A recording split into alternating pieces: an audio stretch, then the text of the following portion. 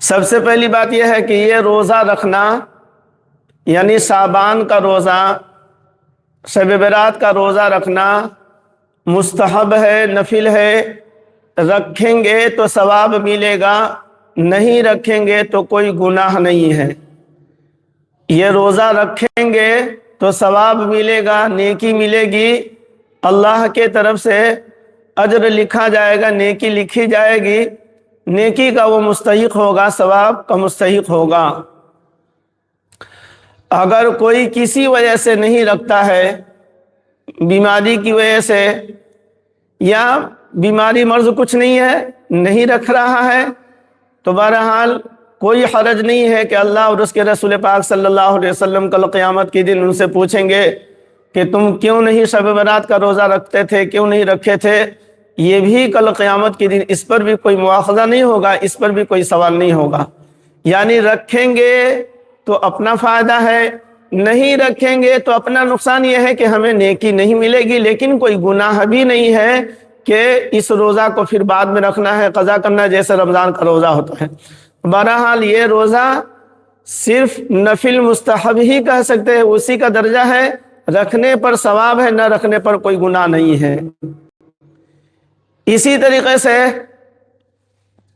وہ لوگ جو روزہ نہیں رکھتے ہیں اور وہ لوگ جو روزہ رکھتے ہیں، دو قسم کے لوگ ہوں گے، کچھ لوگ روزہ رکھنے والے ہوتے ہیں، کچھ لوگ روزہ نہ رکھنے والے ہوتے ہیں۔ تو جو لوگ روزہ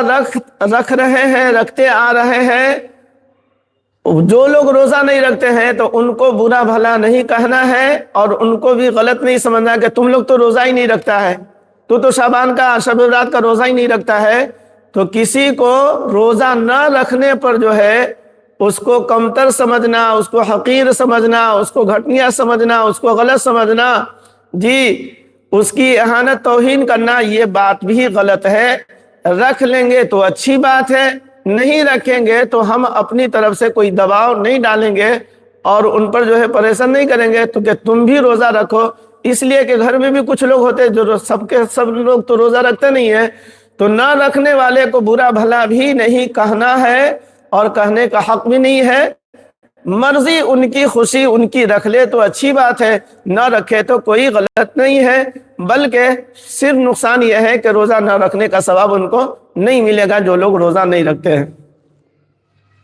ایک خاص بات تو یہ کہ دوسری بات یہ ہے، اب شب برات کا روزہ کب رکھنا ہے، کتنا رکھنا ہے۔ عام طور پر ہم جیسے لوگ یعنی عالم علماء لوگ، مسجد کے بیان بھی آپ لوگ سنے ہوئیے گا، یہ جو جمعہ گزرا ہے اور اس سے پہلے اس کے بعد والا بھی جمعہ آئے گا تو دیکھیے گا اس میں بھی مولانا لوگ تقریر کریں گے اور بتائیں گے کہ عام طور پر لوگ اسی حدیث کو ذکر کرتے ہیں اور اسی حدیث کو بیان کرتے ہیں اور اسی کی وجہ سے لوگ کہتے ہیں کہ شعبان میں صرف ایک روزہ رکھنا ہے، یعنی 15ویں شعبان کو، 15 شعبان کا روزہ، یعنی جو رات شب برات کی ہوگی، جو رات جو ہے برات کی ہونی، جو شب برات ہے، یعنی شب مانے رات، عام طور پر ہم لوگ اس میں غلط، شب برات کی رات نہیں، شب برات تو شب مانے تو رات ہے ہی، تو کچھ لفظ جو ہے ہم لوگ بولتے ہیں اور اس پر غور نہیں کرتے۔ تو بہرحال شب برات کے کل ہو کر کے جو اگلا جو دن ہے، چونکہ دن کا روزہ ہوتا ہے تو اگلا دن کا روزہ یعنی 15ویں شعبان کا روزہ رکھنا ہے۔ اور عام طور پر ایک حدیث جو ابن ماجہ شریف کی ہے، اسی روایت کی وجہ سے، اسی حدیث پاک کی وجہ سے لوگ کہتے ہیں، یعنی عام طور پر ہم لوگ تقریب میں، لوگ بیان میں بولتے ہیں کہ شعبان میں صرف ایک روزہ رکھنا چاہیے۔ تمام حدیث کی کتابوں میں صرف ابن ماجہ کے اندر ایک یہ روایت ہے، ایک روزہ رکھنے کی روایت اور حدیث جو ہے صرف ایک ہے۔ تو لہذا اگر کوئی ایک روزہ بھی رکھ لیتا ہے تو وہ روزہ اس کے لیے کافی ہے، نفل مستحب میں شمار ہوگا اور اللہ تبارک و تعالیٰ اس پر بھی اجر و ثواب عطا فرما دیں گے اور اس پر بھی نیکیاں مل جائیں گی۔ اور ایک روزہ بھی اگر کوئی رکھ لیتا ہے تو کوئی غلط نہیں ہے کہ اس نے غلط کیا۔ یہاں پر ایک اور بات ذہن میں رکھیے گا، عام طور پر لوگ سمجھتے ہیں اور لوگ بولتے بھی ہیں کہ ایک روزہ نہیں رکھنا چاہیے، ایک روزہ یہودی رکھتا ہے۔ ایک روزہ والی جب بات آتی کہیں پر رکھنے کی تو لوگ بولیں گے ایک روزہ نہیں رکھنا چاہیے۔ کیوں نہیں رکھنا چاہیے؟ اس لیے کہ ایک روزہ یہودی رکھتا ہے۔ یہ لوگ کہاں سے اس کو جوڑتے ہیں؟ یوم عاشورہ یعنی 10ویں محرم کا روزہ سے متعلق جو ہے جو بات ہے، حدیث پاک میں اللہ کے رسول پاک صلی اللہ علیہ وسلم نے فرمایا کہ یوم عاشورہ یعنی 10ویں محرم کا روزہ، یوم عاشورہ کا روزہ رکھنا، تو اس میں آپ صلی اللہ علیہ وسلم نے فرمایا کہ یہودی 10ویں محرم یوم عاشورہ کو یہودی روزہ رکھتا ہے، اس کی مخالفت میں جو ہے ایک روزہ یعنی محرم کے مہینے میں 10ویں محرم کو ایک روزہ رکھنے کی ممانعت ہے، یا تو 9-10 ملا کر کے 2 روزہ رکھے یا 10-11 کا روزہ رکھے۔ لوگ وہاں سے اٹھا کر کے لوگ اس کو یہاں پر لا کر کے پٹک دیتے ہیں، مطلب اس کو اس میں لا کر کے ملا دیتے ہیں۔ محرم میں 10ویں تاریخ کا ایک روزہ رکھنا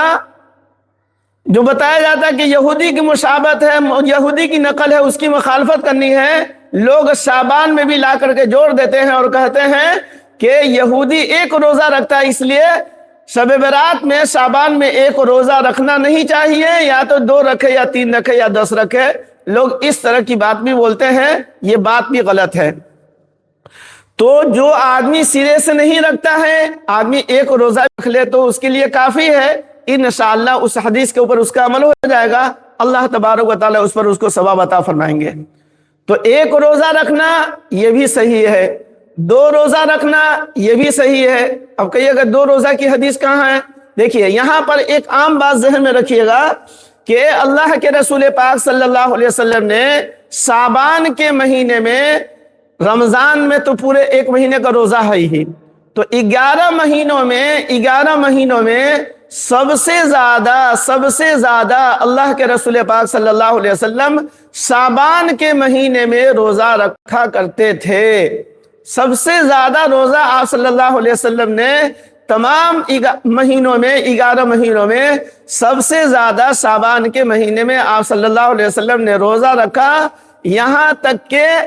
27-28 حضرت عائشہ رضی اللہ تعالیٰ عنہ فرماتی ہے کہ میں تو سمجھتی تھی کہ شاید آپ پورے مہینے کا آپ روزہ رکھیں گے، تو 29 پر 28 پر آنے کے بعد آپ صلی اللہ علیہ وسلم پھر روزہ رکھنا چھوڑ دیتے تھے، اس لیے کہ اب چونکہ رمضان کا مہینہ اب شروع ہونے والا ہے، تو 1-2 روز پہلے آپ صلی اللہ علیہ وسلم روزہ ترک فرما دیتے تھے، روزہ رکھنا بند کر دیتے تھے، اس سے پہلے آپ صلی اللہ علیہ وسلم روزہ رکھتے تھے۔ مطلب یہ ہے کہ اللہ کے رسول پاک صلی اللہ علیہ وسلم بہت زیادہ روزے کا اہتمام فرماتے تھے شعبان کے مہینے میں، تو لہذا آپ صلی اللہ علیہ وسلم نفل روزہ رکھتے تھے۔ یہ نفل روزہ ہوتا تھا، کوئی مستحب اور کوئی فرض اور کوئی واجب روزہ نہیں تھا، بلکہ اللہ کے رسول پاک صلی اللہ علیہ وسلم نے استحباباً آپ صلی اللہ علیہ وسلم نے یہ روزہ رکھا ہے۔ ایسے صرف روزہ ہی نہیں بلکہ اللہ کے رسول پاک صلی اللہ علیہ وسلم ہر عبادت کو اس مہینے میں بڑھا دیتے تھے۔ نمازوں کے اندر لمبی لمبی قرات ہوتی تھی، قرآن پاک کی تلاوت زیادہ سے زیادہ کرتے تھے، اور اسی طریقے سے صدقہ خیرات میں بھی آپ صلی اللہ علیہ وسلم اضافہ فرما دیتے تھے، اور اسی طریقے سے روزے میں بھی آپ صلی اللہ علیہ وسلم اضافہ فرما دیا کرتے تھے۔ بہرحال